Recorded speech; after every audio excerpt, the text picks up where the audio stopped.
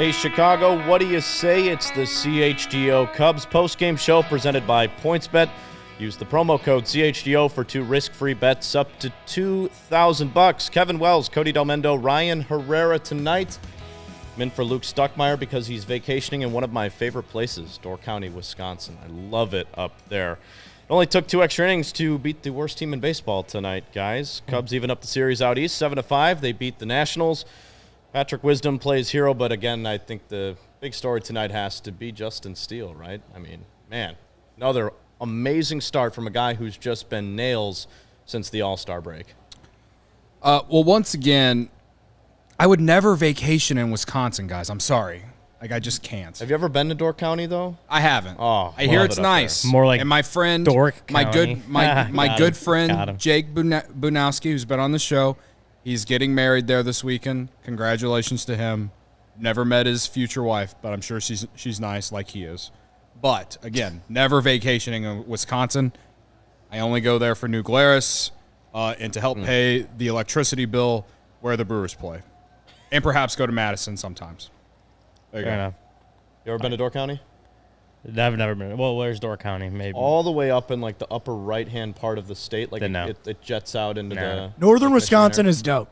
It's so Northern nice. Wisconsin is dope. I don't know. If you love it so much, why don't you marry it, Joey? I didn't even say I loved it. I just said it was dope. I didn't say it wasn't nice. I said it is nice, but will I vacation there? Would I take PTO time to go to Wisconsin? No. Sorry. Fair enough. Well, Luke, we hope you're having a good time up there. I hope you're having fun. I like Door County.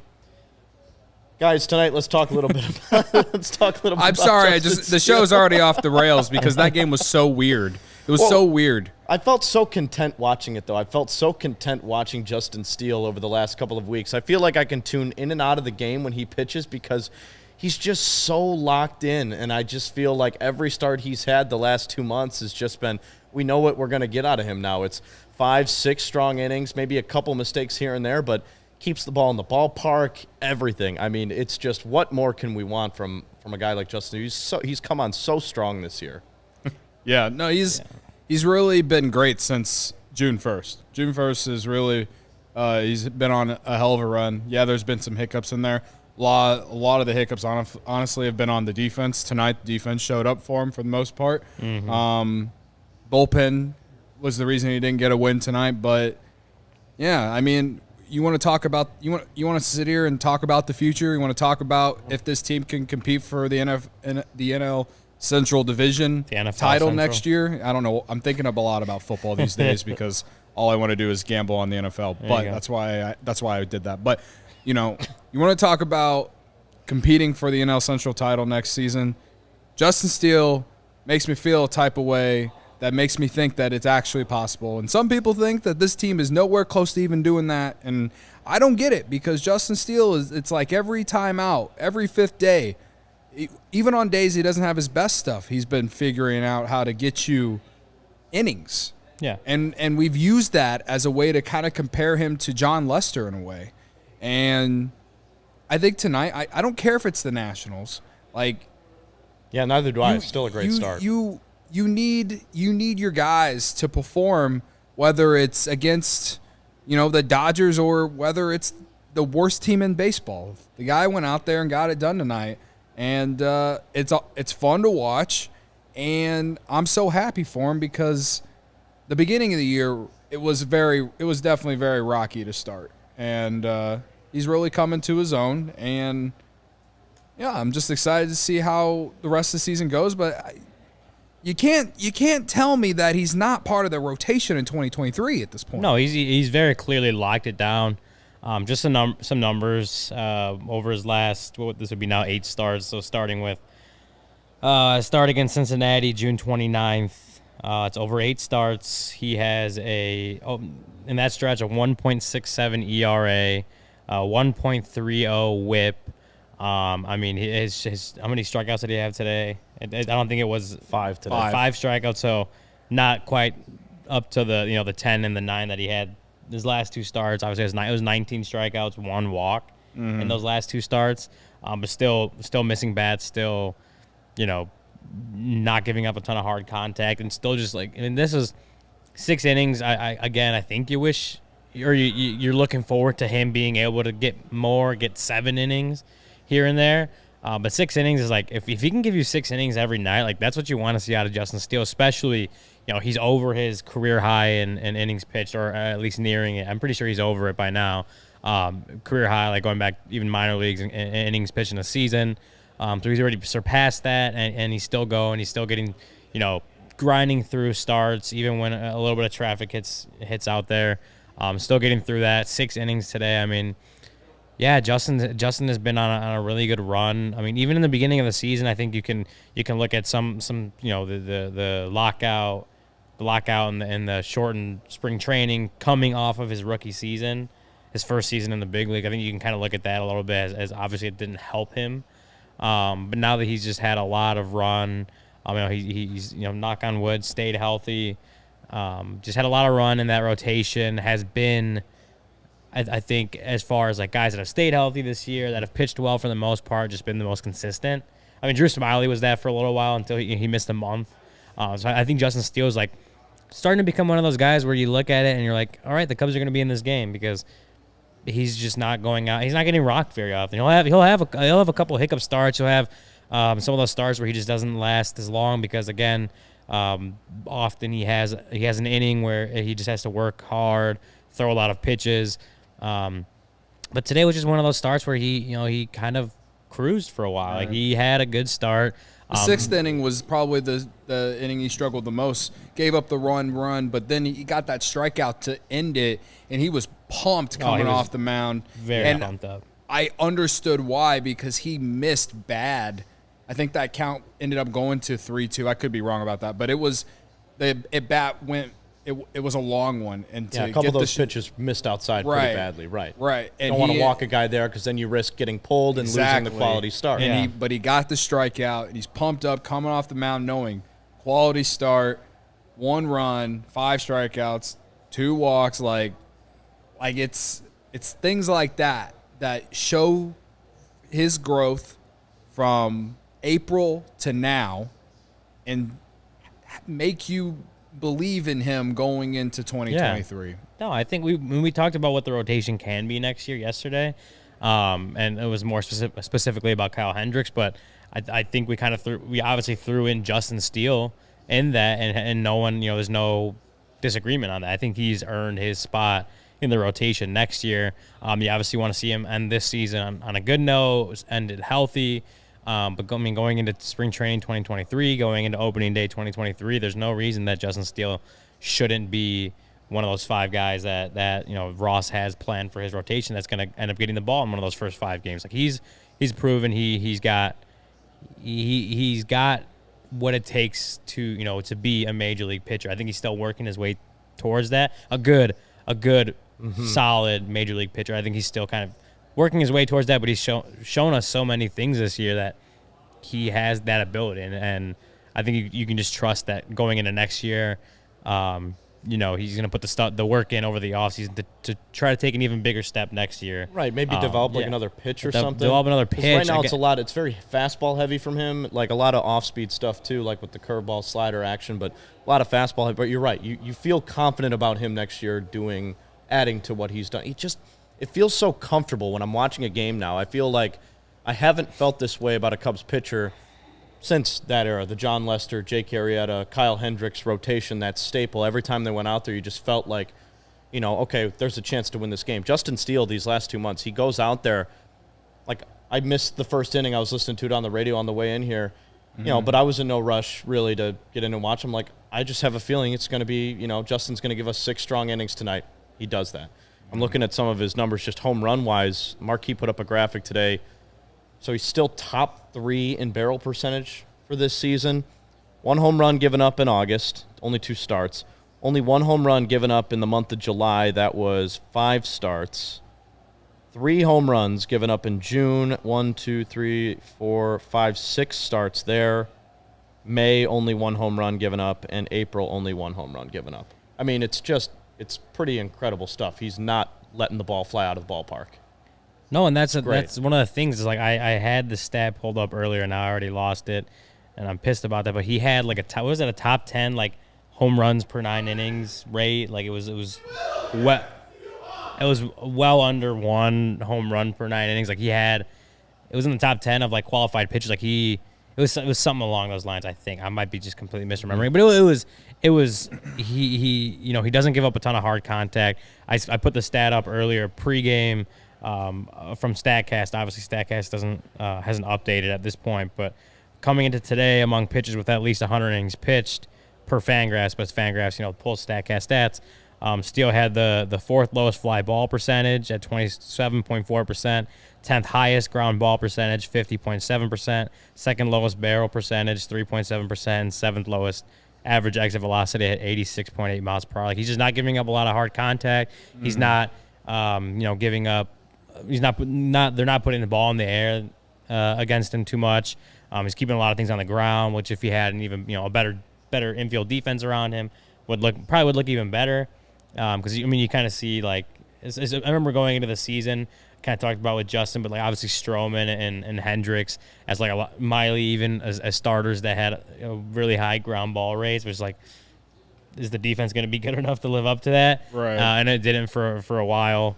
But Steele, just as a guy that keeps the ball on the ground, doesn't give up again too many fly balls, too much hard contact, too many barrels. Like those are all recipes for a successful pitcher, and if he can keep that going the rest of the year into next year, like those are all good signs for him as far as being a good major league pitcher. To answer some of the comments, yes, that's Sean and Herb yelling. Yeah, it was. Yeah, I think the White Sox just took the lead. Corey's there's a Corey. It's not Corey Freeman, our friend, but there's a guy named Corey here in the chat too. He says, "I'd feel a lot better about the win if the Nationals weren't fielding a minor league team." And I don't know if he's talking about just the game in general or if he's talking about Justin Steele, but again, it doesn't, to me, it just simply doesn't matter. I don't care that it's the Nationals. It's just much needed experience for a lot of these young guys. And it's not like Steele went up against like all minor leaguers out there. I mean, Nelson Cruz, in my opinion, is going to be in the Hall of Fame one day. Like one of the best pure hitters of our generation. Yeah. Right. And, again, I get it. Like, they're not playing a good team. The Nationals make me feel good about the Cubs and their future, especially the immediate future, because, like, the Nationals, it's like, unless, a lot of those guys they got back from the Juan Soto trade are able to contribute right away here soon, like as next year, and they actually do some things in the offseason, like, which I don't think they will because they're a rebuilding team. If there's any solace we can all here in the chat can take is that the Cubs they do seem like they're in a better spot than the Nationals, at least in terms of much competing. Better spot. Yeah. So also, I think you're like, all these guys are major leaguers. All these guys get paid to play baseball. Absolutely. And you can only go out and shove against the guys that are put in front of you. And that's what Justin did tonight. Like, he went out, shoved for 6 innings, kept them off the board. For the Cubs, most part. I think I saw it at the All-Star break. The Cubs have the 2nd or 3rd easiest schedule the rest of the way. And 2 of the teams above them, I believe, are the White Sox and the Cardinals. 2 of those 3 teams are, they're playing easy schedules, and they're gonna benefit that. They're not gonna complain about that. Like, no. Who cares the way it shakes about out. It's your schedule. You play your schedule. Who cares? I could understand maybe a little bit if the team was underperforming like the White Sox have all season, and you're only performing against bad teams and not performing against good teams, then I could understand the frustration. But like where we are at this point in this year, all we care about at this point, or all we should care about, is development of guys like Seiya Suzuki, Nico Horner, Christopher Morel, Nelson Velazquez, Justin Steele, Keegan Thompson. The list goes on and on. There actually is a long list of players. Yeah. Brandon Hughes, he was great again tonight. Like, there's a lot to watch despite what the record is, man. Yeah, another one of those guys has to be. The whose line is it anyway? That's what joke I say. What was it? What the joke I screwed up earlier? where the rules are made up and the points don't matter. It's just you want to see these guys go out there and do well. You really do, and they're not. I think we're still on that march to 63, like making sure they don't lose 100 lose 100 games like that. 15 away. That, I guess that could kind of be seen as like an accomplishment at this point, like just making sure you avoid that, because losing 100 games in any season is really bad, and kind of tells you that you're not really where you want to be in a season. So that's one thing, but just like the most important thing, like you said, Cody, is just seeing these guys develop, these guys that you want to be contributors on your next, the next great Cubs team. You want to see Justin and Keegan have good ends to the season. Morel keep kind of looking as good as he has. Nico obviously playing at a high level like he has all year. Madrigal, now that he's healthy, coming back, having a good last, was it 7 weeks now, 6 weeks now, whatever is left in the season. All those guys that are young that are going to be around for at least the next couple of years, most likely. Like those are just guys you want to see do well and play well. And it's not all going to translate into wins because the team overall is just not built to win. Right. But if those guys are doing well and doing the things you want to see out of them, like that's the biggest positive you're going to take from the rest of the season is that. Yeah, my guy, Little Yumper here in the chat, he says, I don't understand why Ross keeps pitch hitting for Morel. In recent games, yeah, I get where he's coming from. But tonight I actually was okay that they pinch hit for Morel because he just did not look good in his few at-bats. You were okay with it.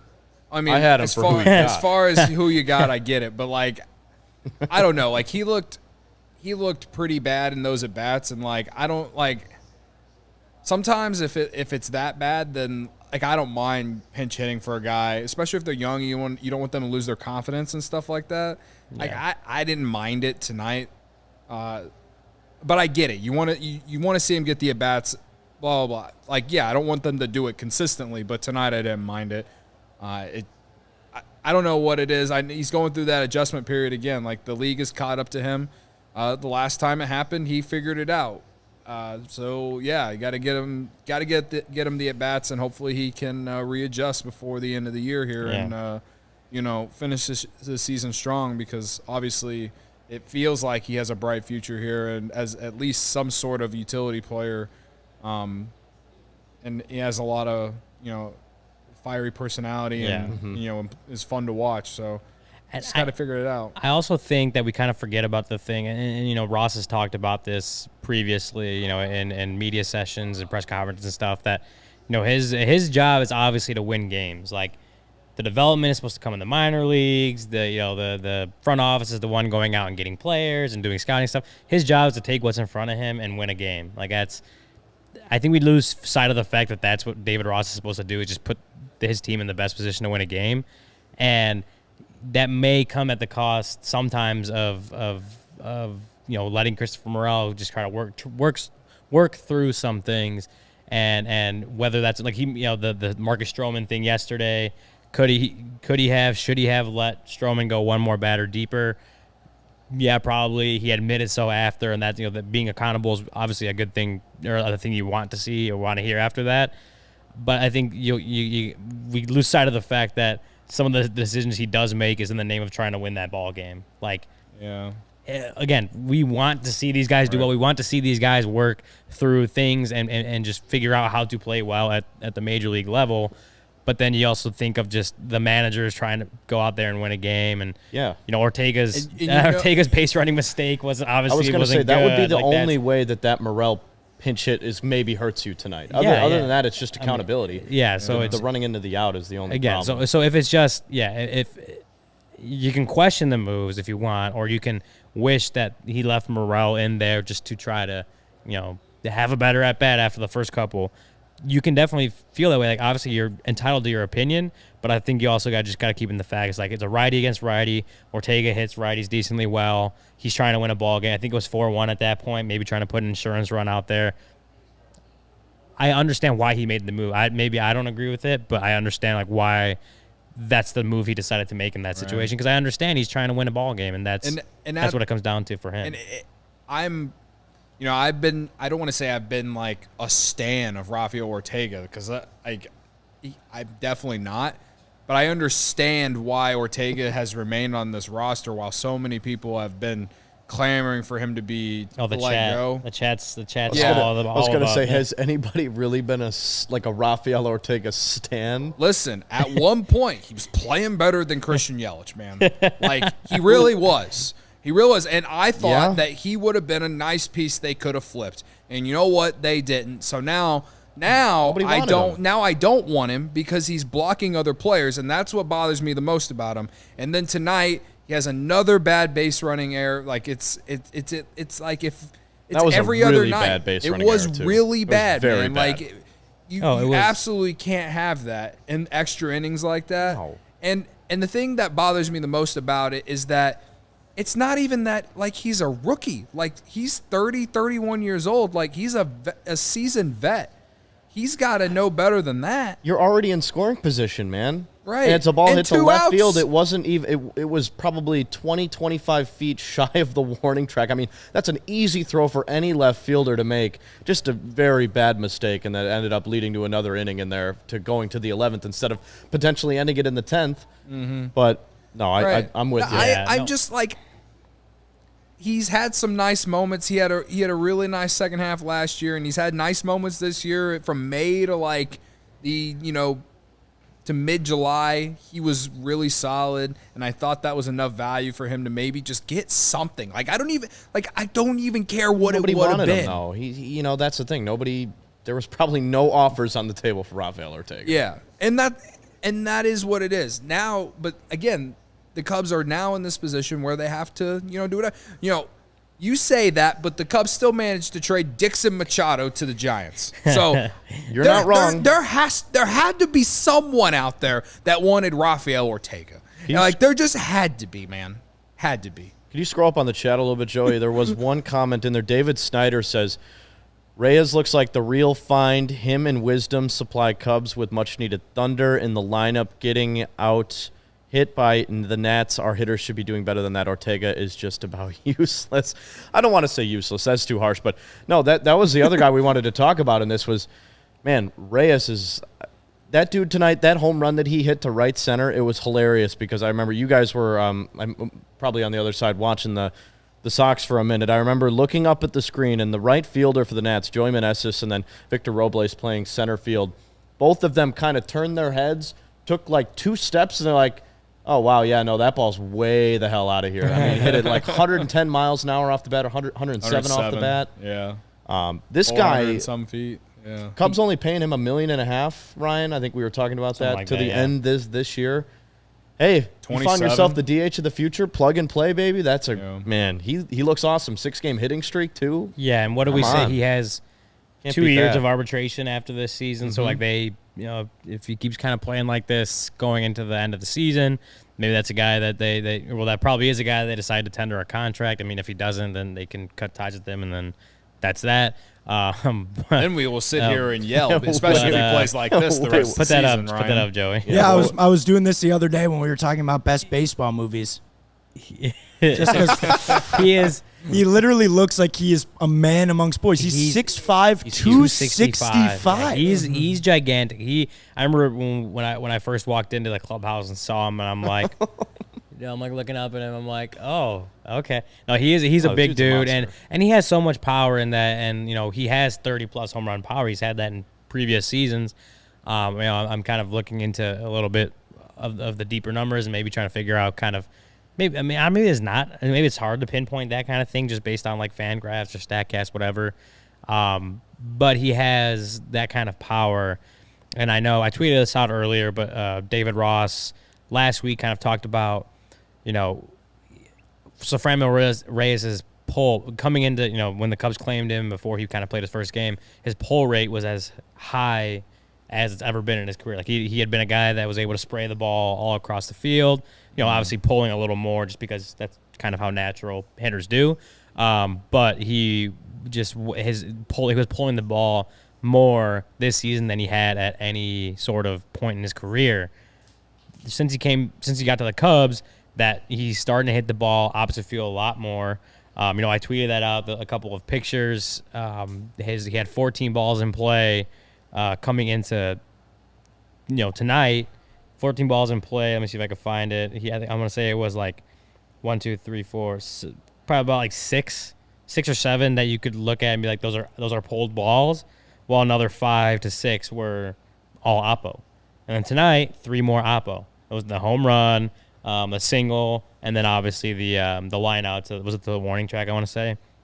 Or at least close to it. So those are those are up, center, right center-ish, like a couple, maybe you can probably consider those opposite field. But David Ross said that's who he is at his best, is a guy that an all fields, gap to gap kind of hitter that obviously can hit the ball out of the ballpark too. And you're starting to see that a little more. Again, it's a small sample. I want to say it's 8 games now. But you're starting to see that, or you're seeing that right now as a guy that's just kind of spraying the ball all over the place. And if he can kind of continue that, then you're looking at a guy that's like, yeah, maybe he's your DH for the year. I know there really hasn't been like a traditional DH or a everyday DH that the Cubs have had all season because, Ortega's been in that spot a little bit. Contreras has taken over. Yan Gomes is kind of switching it out with him. Just different guys have kind of taken that on. Maybe he's a guy that you could put out there at DH more often than not next year if he played a little outfield, right, with Cleveland. He does, too. But the Cubs have so many outfielders. They have so many outfielders, and it's kind of you're probably looking at him as more of an everyday DH than anything. But yeah, he's looking like the hitter kind of David Ross described, and the numbers back that up. So if that's who he is now, or if that's who you can keep that kind of going, like that's very good. Obviously, a very good pickup from the Cubs front office. You gotta give credit where credit's due, Cody. Like that's a decent pickup right there. I haven't seen Michael Collada in the comments, and he, I know how much he hates Jed. He should be in the comments, giving Jed some props. I know it's only been a week, so I'm not jumping too far ahead, but it is off to a really nice start. I'm sorry if this pains you, Michael. Mike Dubs in the chat. Thank you, Cleveland, for giving us a World Series and DFAing Franmil Reyes. Nice comment, my guy, Mike Dubs. I also, a lot of people in the chat are also bringing up Clint Jackson Frazier is asking if his time is probably done with the Cubs because they got a guy like Franmil, and I just don't know. I'm still, as you guys know, and I'm not going to bring up the reason why, but I'm a never forgive, never forget person. And, I have not forgotten that Frazier never really got a chance with the Cubs. And the way that went down still pisses me off when they kept guys like Jonathan Villar and Andrelton Simmons on this roster, who are now not on the roster. And they probably could have got a longer look at him. I don't know. You just have to wonder what happened. You also think Jackson Frazier wasn't playing shortstop or second base either. Either way, they could. It's hard. It's hard to be like Jonathan Villar and Simmons should have gone in their place. Oh well, they had a few more outfielders. They didn't have too much infield depth. They needed the offense, man, and know it. I'm just saying that if there was, as much as we kind of talk about how does this team have a roster crunch, there were a lot more outfielders that could have, that were there ready to play, I guess, versus eventually some of these guys got healthy. A couple more, Morel came up, and now he's a guy that could play all over the infield. So if Madrigal never really gets hurt or Morel comes up earlier, you're probably DFAing Simmons and VR a little bit earlier than what they did. Either way, the point is, I get what you're saying, though. Frazier never really got a shot. I don't know if his time is done. All I know is that, the Cubs are going to be calling up some guys here in September, I think, and I don't know if he's even going to be one of them. And whatever happens. I won't be upset if they don't, because they have so much young talent that they're going to be giving opportunities to, or that they should be. That if he goes on to another team next year, then fine, I'll be rooting for him, because the Cubs just never really gave him a chance, but. Is what it is. But again, it's been 1 week for Franmil, so if he starts to struggle, I'm sure people in the chat will be like, call him for his head if he goes on a nice 0 for 20 here in the next week or two or something, and thinking that he's not part of next year's team, and it's just how quick it can go sometimes. But right now he's playing well. He's clearly not in high demand. He cleared waivers when they DFA'd him, so it just seems to be like, with the crowded outfield and no, the Cubs claimed him off waivers. Okay, they claimed him off. They claimed him off waivers. You're right. I don't think he would have cleared everyone. I think there was something still there. You're right. The whole, but either way, the crowded outfield and things like that. I just think that the Cubs needed one thing in particular, and they needed power.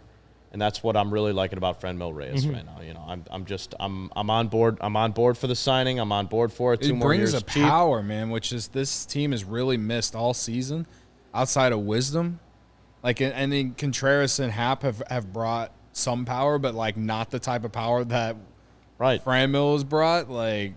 he hits some moonshots, like no doubters. Yeah, and they need it. So no, Yeah. I'm a big fan of the signing. Maybe could be a little bit of a tip of the cap to Carter Hawkins too. Just knowing the organization, never know. Yeah.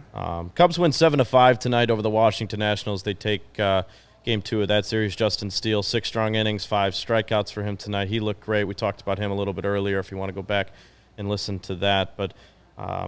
Yeah, overall tonight, it just felt like a very smooth operation. I don't know. I know it went to extra innings. I know the bullpen, trading away your bullpen at the deadline, you're going to get a lot of games like this towards the end of the season. You're going to get games. Rowan Wick overall the last couple of weeks has been strong, giving up 4 hits tonight. That's the most hits he's given up in over a month.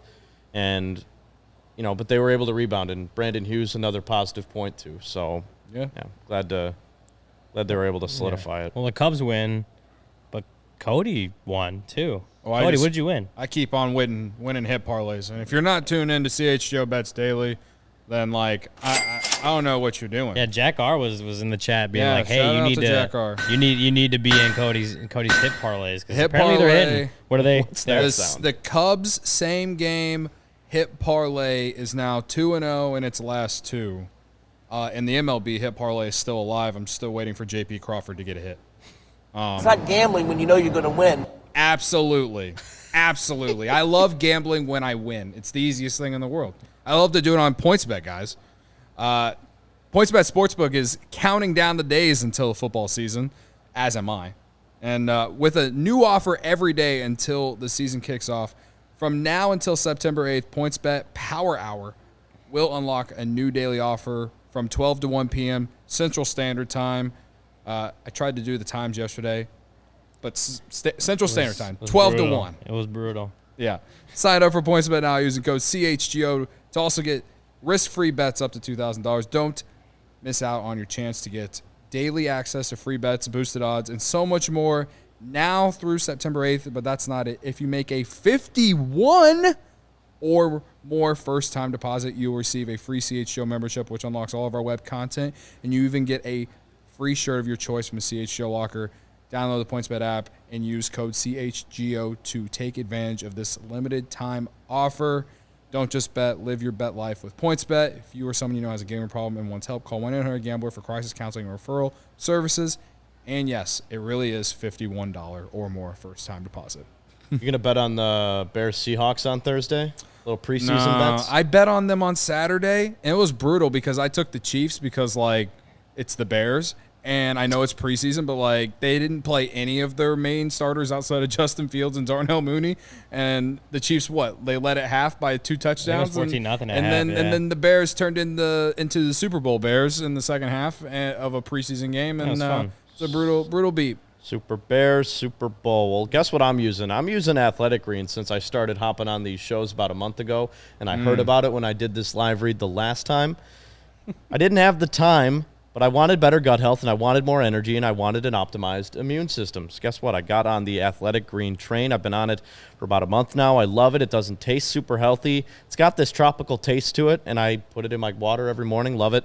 So what is this stuff? It's a scoop of AG1. You're absorbing 75 high-quality vitamins, minerals, whole food sourced superfoods, probiotics, adaptogens to help start your day right. The special blend of ingredients supports your gut health, your nervous system, your immune system, energy, recovery, focus, aging, all of the things. Get a noticeable boost of energy every day. Have it right now. God, it's 10:30 at night, and I'm still wide awake. So I take first thing in the morning on an empty stomach. Giddy up at a friendly lifestyle. Whether you're keto, paleo, vegan, gluten-free, or dairy-free, you're all good with AG1. You're investing in an all-in-one nutritional insurance for less than $3 a day. Now, it is recommended by professional athletes and has more than 7,000 five-star reviews. Right now, it's time to reclaim your health and your immune system with convenient daily nutrition. Just one scoop in a cup in your water every day. That's it. No need for a million different pills or supplements to look out for your health. To make it easy, Athletic Greens is going to give you a free 1-year supply of immune-supporting vitamin D and 5 free travel packs with your first purchase. All you have to do right now, visit athleticgreens.com/CHGO Cubs. Again, that's athleticgreens.com/CHGO Cubs to take ownership of your health and pick up the ultimate daily nutritional insurance. Ryan, that's a mouthful. Yeah, it is. Well, Ryan, didn't you say earlier that David Ross uses athletic greens? I believe that there's maybe like some maybe in the kitchen they're making some stuff with athletic greens in the morning. I've seen it. I've seen it around Wrigley. No, it was actually in Bush, but that could be a thing, man. I'm sure Torrey DeVito enjoys that. Good. Wow. All right. I just went there. Sorry. What a way to end it. Spin zone. Can we talk about the McKinstry play? Because David Snyder just left a comment that reminded me of it. I'm still mad about how that play went down. Yeah. Yeah. So what was it? It was like it was first and third. Yes, first and third, no outs. Yeah, in extras, right? Yes. First and third in extras. I don't remember who hit the ground ball. It was Ortega hit the ground ball to second. McKinstry goes, obviously running full steam.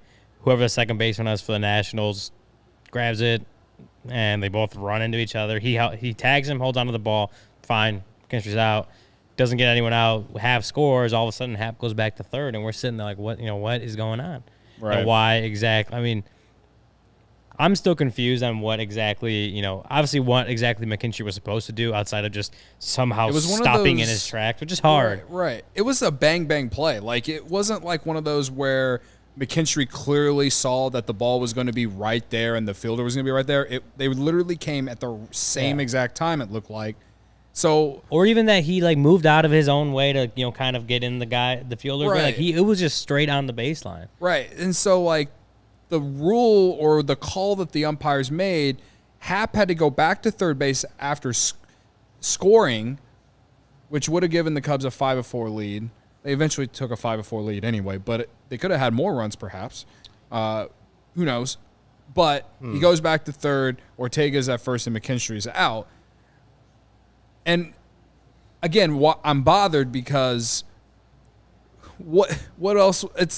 He wouldn't have gone home with that ball. He would have tried to turn a double play. Or just gone to first, whatever. There was no reason that Hap shouldn't have scored there whenever, there was. I just don't see how that call came together whenever, again, McKinstry, it wasn't like a purpose play. It was a bang play that happened. And McKinstry didn't run into a guy on purpose, in my opinion. I don't think anyone else thinks so either. No, I don't think he did either, but I am reading the rule now. It's the fielder right-of-way rule, so fielders have a right to occupy the space. Obviously, we knew that. So here's what it's written, though, on MLB.com. Any member of the batting team interferes with the fielder's right-of-way to make the play on the batted ball, the batter shall be declared out. If any member of the batting team interferes with the fielder's right-of-way to field a thrown ball, the runner of whom the play is being made shall be ruled out. In both cases, the ball will be declared dead. All runners have to return to their last occupied base. So it was the right call on the field. I guess. Okay. I'm glad you were looking at the rule because for whatever reason we decided not to look up the rule. Yeah. I don't know. It was they need to fix that rule, in my opinion, because that's almost like it's like a common sense rule, right? He wasn't going to go home with that ball. There was one out. He was going to go to second. It was a weird play. I mean, maybe he could have gone home. Like it was. Maybe it would have been a bang play at Momentum home. Was taking him there. I would think that he would have probably would have gone to try to turn the double play. I don't know. It was a weird play and I don't think McKinstry did anything wrong. But if that's the way the rule's written, then that makes sense. I mean, again, it would have been. I still don't blame McKinstry for what happened. No, it would have been him literally needing to stop from running full speed to just stop like that. That's right. Because that's when the guy. I mean, even in slow motion, it was still. Second baseman grabs ball, McKinstry hits him, and then that's what happened after that. It was a very weird situation. If that game would have meant something and that would have happened, I would have been a lot more angry. I just want to let everyone know. I mean, it was an interesting play, and it's not something you see every day either. You don't see base path interference called often on the field, but I mean, if we're gonna call it, it's gonna be when McKinstry laid someone out. I mean, I will say he came up after that without a scratch on him. He did truck him. The Bears may need to ask the Cubs to kind of borrow one of the players. What did Sean call it? He goes he used the hit stick in Madden. He ran his ass over. He definitely did run his ass over. I don't remember what we had planned next, but I do have seen. Don't you look at the rundown before we start? No, but I have seen, and I'm gonna change. I'm gonna change what we're doing. The new MLB prospect rankings are out right now. From Pipeline? From MLB Pipeline right now. Calling in audible. Breaking news. Let's do it. New top 100 from right here, right now. New York's Francisco Alvarez is number 1. Was he someone that was like kind of rumored? Yeah, there was a guy that they wouldn't give up, right? Yeah. In any of those talks. Us delusional Cubs Contreras fans thought maybe Contreras would get him, but that was. But as far as the top Cubs in the top 100 right now, let me get this loaded. Pete Crow Armstrong is all the way up to number 31. Brennan Davis is at number 51, so that's a drop for him. Obviously, it has a lot to do with injury, him barely playing this year and struggling when he played wasn't. since May. And Kevin Alcantara, number 91. So like 3 Cubs in the top 100. Christian Hernandez was in there before, right? Yeah, I thought so. I thought so too. I don't know, but here's how the Cubs top 30 shakes out. I won't go through all 30, but kind of running them down right here. Pete Crow Armstrong at number 1, Brennan Davis number 2, Alcantara number 3, Cade Horton and at number 4, first round pick for the Cubs. Hell yeah. Jordan Wicks up to number 5, Christian Hernandez right now number 6, Ben Brown brought in. He actually just followed Cody on Instagram or Twitter. He followed me on Twitter. There you go. He just followed Cody. Brought in as the David Robertson trade. Not even just a couple weeks ago. Shout out to him. He's at number 7. Jackson Ferris, second round pick this year, already up to number 8. Alexander Canario was in the Chris Bryant trade. Yeah. He's number 9. Owen Casey, number 10. He came in the Yu Darvish trade, if I'm not mistaken. James Triantos, number 11. Hayden Wesneski, number 12, was the starter they got from the Yankees for Scott Efros. And then you just kind of running out the rest of the top 15. DJ Hers, Caleb Killian, Moises Ballesteros, and then it goes down from there. But Ballesteros, a catcher down in Myrtle Beach, I believe. Yeah, right. So where's Amaya? Yeah. Miguel Amaya is actually number 16, so he's right there. Okay. Ed Howard out at number 20, but again, the hip hasn't played. The hip injury hasn't played. Either way, man, that's a... Cole Franklin was the guy we heard about a lot. He's at number 29. Wow. Ryan Jensen, I want to say he was number 29 before this got updated. Kevin Alcantara jumping into the top 100 for MLB, I think, is super exciting. Yeah, Porter Hodge up to number 22. He's been killing it. He also follows me on Twitter. Yeah, Shout out to What did you say Alcantara was? 91? 91 overall in the top 100. Yeah, that's great. That is exciting. He's been a fast riser, too. Yeah, he has. But PCA's exploded this year. It's crazy. He's been nuts. You guys ever watch the show The League? Yes. Oh yeah, that was a great show. Every time they do the draft and Ruxin would like schedule like his like bed session or whatever you want to call it with like the draft board after his draft. You know what I mean? Like he's like just like stares at it for like hours afterwards because he loves it so much. That's what I'm gonna do with the Cubs top 30 when I get home when we're done with this because the way he just read it to me, I am just, I am filled with joy. Man, Cade Horton, this farm system, this farm system bangs, man. Cade Horton already being number 4 is and super exciting. Here's a couple more. Matt Mervis checks in at number 21. Ooh, everyone's everyone asking when Matt Mervis is gonna get called up. Yeah. I think you're holding your breath if you think it's gonna happen this year or hoping it's gonna happen this year. You can probably assuming I'll wait till 2023 for that. But then 2 more draft picks already in the top 30. Nazir Moulay checks in at number 23. He was that 2A guy drafted as a pitcher, but I think they're going to let him. Yeah. They're going to let him, maybe. I remember I tweeted a video out of him doing an interview with like Harold Reynolds and MLB Network, and his vibe was something that I can't wait to see at Wrigley. Did you guys see? It was I don't know what game he was playing in, but then he hit a home run and like pimped it. Yeah, like absolutely pimped it. It was pretty cool. Stared at the opposing dugout or whatever. And then right behind him at number 24 is Christopher Paciola. I'm not exactly sure how to say it. Christopher Paciola, one of the 3 position players they drafted this season. 3 or 4 back in June, 3 or 4. So there's two more draft picks right there. But a lot of these guys are guys we've heard about all year, but that maybe were under the radar beforehand. Luis Devers in at number 26. Heard a lot Little's about him. in there. Again, Porter Hodge is a guy that I think we've been hearing about more and more lately. Mervis, same thing. Daniel Palencia. I'm also interested now to where MLB ranks the Cubs system. I'm gonna see is that in there too? I'm gonna look. I mean, it's got to be up top there. 8. Yeah, I would say probably if top, it's not top 7, 8, top 6. Yeah, I don't see it here. I don't know how to. I will look and see if I can find it. But Well, here's my question then. Of all those guys that you listed, mainly like the top guys, Cade Horton, we heard Jed talk about as soon as they drafted him, we think this is the best pitcher in college, the way he performed, and we think he's going to be a quick turnaround. Probably not next year, really not next year for him, but year after, Cade Horton, maybe? Perhaps. Maybe they see Maybe him next like year how for they PCA? see Jordan Wicks. Yeah, I think Jordan exactly. Wicks could be with the Cubs next year. Like, What about second PCA? half. You think he can maybe next season? He would have to take an insane jump at Double-A. He was at Myrtle Beach and then he went to Single-A. Just saying, we've seen so many Or to promotions South from Bend. That's what makes you think that maybe Yeah. he might. He get would a have to. bump? It would just really depend on how well he plays at Double-A and if the Cubs are competing in the second half. Like, Yeah.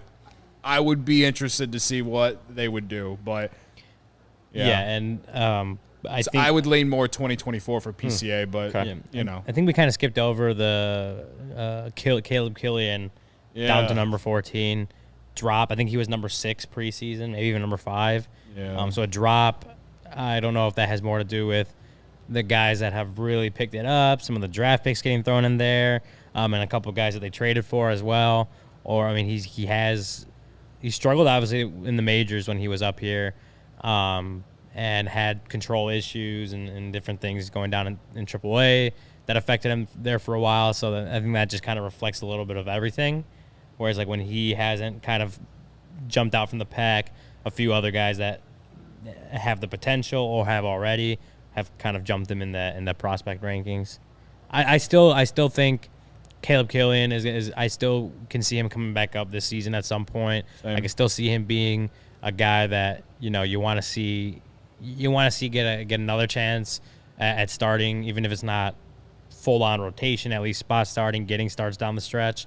But that is definitely a Could be like a consistency factor too. I just feel like those spot starts for young pitchers just coming up in those moments. I understand there's not a lot of pressure on this team this year because they're not very good, but I feel like coming up in the major leagues and not having a lot of experience already pitching there, at making your first start, he pitched pretty good in his first start, but going back down, coming back up, going back, like not having that consistent stretch of games, I feel like has to play a lot into a young pitcher's mind. But unfortunately, that's the grind. You got to go through that.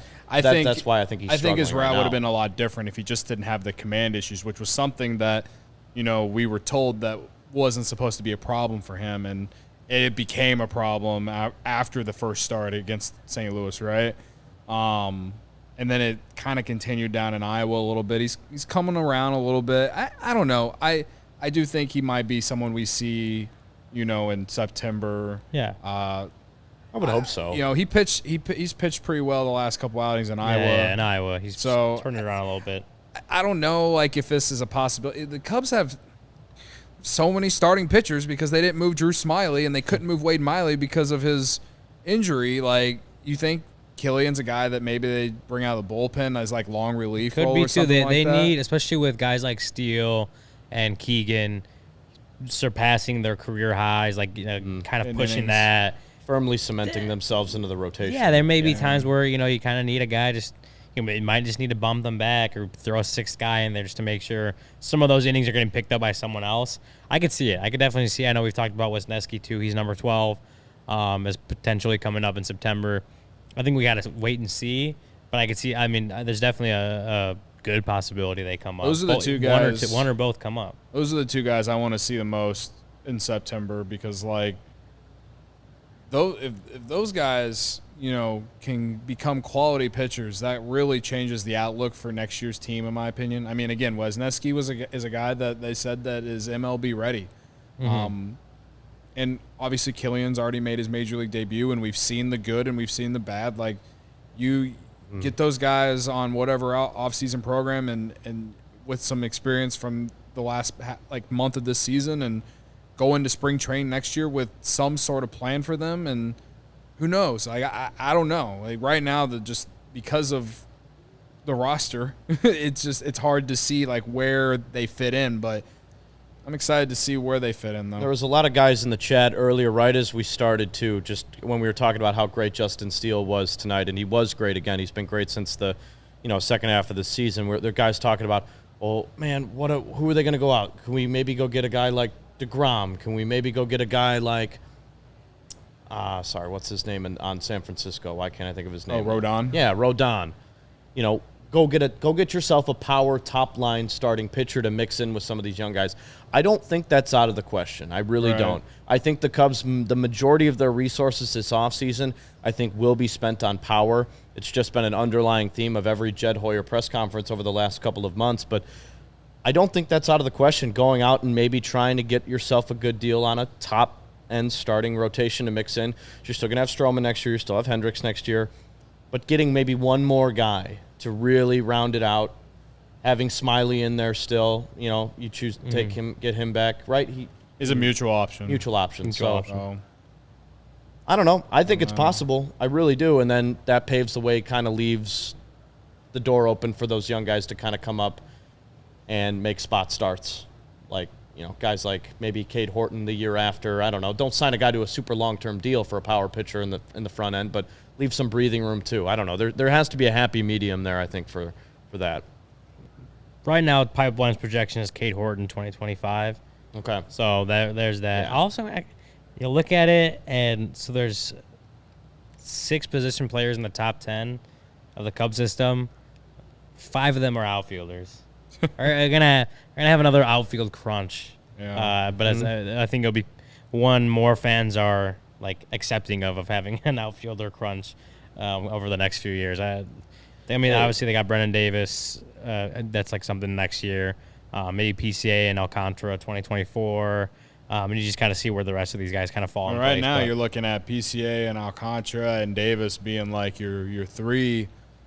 And that still doesn't stop me for not thinking Hap should hang around because you got that Seiya. DH. So, yeah, and you still got Suzuki's going to be Seiya, too. around. Seiya's going to Yeah. be there no matter what. Yeah. Right. So he's that right fielder it's, for sure. It is going to be interesting to see how that all plays out. But again, It is. Alcantara is he is in Myrtle Beach. He has been in Myrtle Beach all season. So I expect him to be in South Bend next year, and we'll see if they promote him to Double-A or not. But I still think he is probably a 2024 at the earliest, along with PCA. So, you know, I think that thinking about, should we move Hap because those guys, or should we, you know, are we in on Seiya even though he's on a 5-year contract? So clearly they are. Should we call one of those guys up early? No, I think you gotta treat those guys like gold down there, and make sure they're ready when they are. I'm different about Davis because he had such a great season last year and was really coming to this year with momentum, and then the injury and blah, blah, blah. We all know. Next, like I said last night, Davis is someone that I'd love to see an early call-up next year that can take over center field and play with Hap and Seiya. Yeah, and then I think I mentioned it to you. I saw a tweet. I forgot who it was that the rookie or the Arizona Complex League season ends next Wednesday, Tuesday, something like that. So then if he's not ready to go to AAA by then, which maybe he won't be, could go to one of the A levels, maybe South Bend or something. But it's also like with Brennan Davis, there's no point in rushing him back right now and just trying to, you know, I know Jared Banner and everyone else in the front office have talked about taking it one day at a time with him. I agree, obviously. I don't see a point in trying to get him as many AAA at bats this season. Like if he goes to the Arizona Fall League, you know, then that helps him kind of get back some of this development. He has spring training, probably starts next season in AAA. And then even with a quick call, if it does happen, like he's starting the season in AAA, in my opinion, it's just not to the point where it's not worth trying to get him right back into AAA as soon as possible. Just make sure he's healthy. You got a month and a half left in the season. Make sure the guy's healthy. Make sure he can finish the season and go into the Arizona Fall League, go into the off season just in a good place, health-wise. Just make sure that's the number one priority for a guy like that, because that is your former number one prospect now, right? That's one of the guys that you're kind of counting on coming up, especially coming up at some point next year. You were probably already considering him coming up this year if he played well and then didn't get injured. This is a guy that's probably going to be up at some point next year, assuming good play and assuming good health. So just right now, it's just I don't see the need for them to try to really rush him back into any of the AAA games. There's no cups of coffee at the end of the season. Like, just let him get healthy. Let him just work his way back as at a good pace that makes sure he gets to October and beyond healthy. Yeah. You mentioned former number 1 prospect. Is Braylon Marquez not in this top 30 either? I don't think I saw him in here, actually. Not surprised. No, but no. I'm just curious. Just with the lack of hasn't played a in game 2 since, years. What was it? September 2020? Yeah. Right, because I think, did he miss all of last season? Yeah, he didn't pitch I want to say last he did. year. Yeah. Then obviously hasn't pitched this year and isn't going to pitch again this year. Yeah, I mean, it's not a surprise, especially with the kind of the farm system getting better over the last calendar year, 18 months, whatever you want to call it. Right. The farm system's gotten better. Better arms have come into the system that are starting to show some things. I'm not surprised. It is disappointing because he was a highly regarded prospect in that system for a while. But that's just kind of when you're not pitching for so long and things just aren't going well for you, that these prospect rankings don't care. These prospect rankings don't care about your feelings. Like, they're there just to rank the prospects that are healthy. I know I said what I said earlier, but like, there's guys that aren't in the top 30 that might be in a top 30 in other team systems. This farm system is deep, dude. It's good. I've heard a lot of people say like, oh, the Cubs don't have like a Chris Bryant type prospect like top tier. Like, right. Like they are, but like they still have a ton of talent. They have a lot of depth. They have a lot of good depth. They don't have right now. A lot of these guys won't play for the Cubs. A lot of these guys are going to be superstar type players. A lot of these guys are going to be traded for hopefully star players. That's what the buildup of this season was for. That's why they went out and traded a lot of these guys, signed a lot of these bullpen. They're good at this development type of thing, and when they are competing again, and when they're going to need a starter at the deadline. A lot of these guys are going to. That's going to be what they're used for. Yeah. That was a good. It was a good part or a little segment there, Ryan. Yeah, Great audible. I saw it on Twitter. I'm like, we need to talk about this. That was great. This is right there. Well, after all that, do we want to bet on the Cubs to win the World Series next year? I No. definitely won't. Don't bet on them this year. But if you enjoy CHGO, one way to help us grow is to help download the PointsBet app and use CHGO when you sign up. Not only are you going to use 2 risk-free bets up to $2,000, but you make it a $50 or more first-time deposit, you'll receive a free CHGO membership. That unlocks all of our web content. You'll even get a free shirt of your choice from the CHGO locker. If you have any questions, email pointsbet@allchgo.com, and we'll help you out. And in case you missed it, online sign-up is available in Illinois. You can actually download the PointsBet app right now. Register from your account from start to finish, all from your phone. You'll be signing up with the fastest sportsbook, easier than ever, so you can start living your bet life in seconds. What are you waiting for? Once the game starts, don't just bet. Live your bet life with PointsBet. Gambling problem? Call 1-800-522-4700. So should we just go into a little bit of the injury updates we kind of got today? We got a few minutes left. Injury updates and who you Real got. quick. I think we got to talk. Injury updates. Should we do and who you got We'll first? just do That's the more one. fun. We'll do the one. Wade Miley, all right. rehab in Iowa today. I think we saw that he had 5 innings, 2 hits, 1 run, 0 earned, 2 strikeouts, 1 walk. He's been rehabbing for a little while. He's gotten a few turns down there. I haven't got to talk to him in a sec, but at this point, it's just a guy that you're kind of hoping can come back up and eat up innings just to get to the end of the season. Like, again, if he was healthy going into that trade deadline, he probably would have been a good trade chip because when he was healthy, he looked good. Yeah. And obviously, like, the pace on the mound is great for us because the games go by usually quicker. But he was good when he pitched for the Cubs. Have you ever had the chance to interview Wade Miley at all in a clubhouse setting before? Yeah, he's great. An awesome guy. Yeah, he's a great quote, great talker. Fun just to kind of shoot the shit with, honestly. Yeah, I love when I was interning up in Milwaukee, I got to talk with him a couple times during. It just seemed like every game I covered was a Brewers-Reds game. It just seemed like I probably covered 12 of them that summer. But Wade Miley pitched in a few of them. Just a salt of the earth guy. I really, really enjoyed talking to him. So I am curious to hear what his thoughts are on next year. Maybe he wants to come back here. Maybe he's interested in doing another one-off deal or not. Yeah, because maybe the depth would be great. Yeah, maybe he feels like, hey, he really didn't get the shot that health. Health didn't allow him to have the shot or to take advantage of the shot he was given. Few this appearances year. he That's what had, I'm like saying. he was solid, right? Oh, he was definitely a good pitcher when he was healthy. It's only been 4 games. He pitched all year, and I think at this point it's like, again, when we go back to with Keegan and Steele kind of reaching past where they've been as far as innings goes, like just another guy they might just throw out there, especially if Hendricks doesn't pitch again this season, which I think we're kind of looking at it that it's not going to happen. Tommy Hotovy kind of hinted at that, right? Yeah, just a starter that, he's just a guy that can go out there and start some games for him if he gets healthy enough. Yeah. Hey, listen, like I don't really know how to feel about Wade Miley in terms of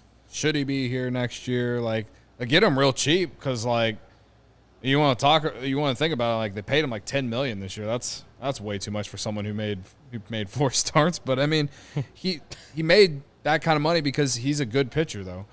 When healthy, coming off a career year, right? Yeah. So I don't know. You bring him back if you decide to not bring back Drew Smyly, but you bring back Wade Miley instead. Fine, whatever. I just don't, as long as you don't bring them both back, because I just feel like they're just gonna have too many arms, and you want the young guys to get opportunities. You do want to see the young guys get opportunities. Like this year is about like exploring what you already had. Next year is really about developing the young pieces that you have accumulated from the 2 year or the year and a half of rebuilding or whatever you want to call it. Jed doesn't want to call it that, but you know what I mean. Like, so I just don't want to take away opportunities from guys like a Caleb Killian or a Hayden Wisniewski. I mean, they're top tier prospects for a reason. All depends on how they see themselves as a team next year and what they do in the offseason. And I know the amount of innings pitched is a thing too. Like they don't want to make those guys throw however many innings, like 30 starts worth. Yeah. So I get it. I don't know. It's just I just don't really know how to feel about it. Wade Miley's on my list of biggest disappointments of this season. And that is what it is. So, yeah. Who you got tonight? I got robbed. I'm just going to say that. I got robbed. No. Kevin comes in late. I showed up a half inning late. I was listening to it on the way in. Either way, the lineup was out 3 hours before. BS. Me and Cody got our picks in prior to the game. Kevin didn't. He's even lucky we let him have a pick. Absolutely. But he got in after Justin Steele had already pitched. I think Velasquez was batting when he got in here. So the only one left that he could pick was Morel. I gave you the option. I mean, I guess I was going to say if Ian Happen hit a home run, I was going to be like, I gave you the option to pick Ian Happen. What, do you want me to text and drive? I wasn't supposed to, or slack and drive, send my pick in while I'm driving. Were you driving Chicago for 3 rush hours? Hour? Were you driving That's for 3 why hours? Cody uses the scooter. Yeah, right. So much sense. You weren't taking a 3-hour road trip. That lineup was out long before I had enough of it a 3-hour road trip with you last week. Yeah, I was going to say, you guys weren't coming back from Dyersville. We had a great time. But it was a wonderful time. So he had Morel. Was he 0 for 2 or something like that today? Yeah, and then he got pinch hit for in the 5th or 6th inning. Yeah, I think it was 7th. So Kevin's out. Sorry, buddy. So it's wrap it up. You're out. quit moaning and complaining. The rest You're out. So Cody had Nico, 3 for 4 today, a walk, an RBI, and a run. Yeah, that's your winner. I had Reyes, 2 for 5 today, 2 runs, an RBI. Reyes hit a homer. Yeah, more total bases, more Congratulations to Cody. No, get the fuck out of here, man. 4 hits. Take that, Stucky. No, I won. Come on, County. dude. Are you kidding? He didn't have 4 hits. He had 3. 3 hits and a walk. 3 hits, 4 times on base versus 1 home run. Franmil Reyes had 5 total bases. Ooh. Well, that's really just 1 home run and plus 2 another and base. 1 more RBI. Okay, I will confer with Stucky. Nico's almost a 4-WAR and player more now. and another run. He had 1 more run. Ryan loves using the runs argument for who He you had got. another Scored run. a run. He had another run, an extra RBI, and an extra. What am I looking at? An extra, another total base. So he had more. No, he didn't have more RBIs than Horner tonight. He had 2. I'd say a point for each of you. Okay, so that's same. Yeah, no, they had the exact. same amount. You want to give a point for each? Actually, I don't know. Yeah, I'll be okay with that because then it breaks my tie with Stuckey, and I just want guys him both to, deserve I want a him point to for be this. upset. I want Stuckey. I mean, he's gonna be upset. I feel like you can't just come up with an impromptu rule and be like, actually, we both get a point tonight. We've done that plenty of times. Oh, okay. Oh yeah, me and Luke have used this against. There him. was big that fan day of the that pod. you were on the road, like when I had just gotten back from St. Louis and you like lagged out of the stream.